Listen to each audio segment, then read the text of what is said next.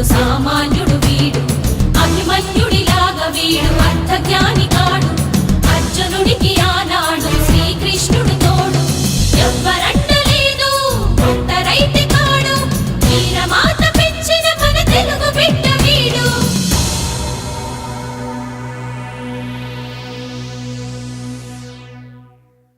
నువ్వు బాగుండాలంటే సొసైటీ బాగుండాలి, తరాలు బాగుండాలంటే సిస్టమ్ బాగుండాలి.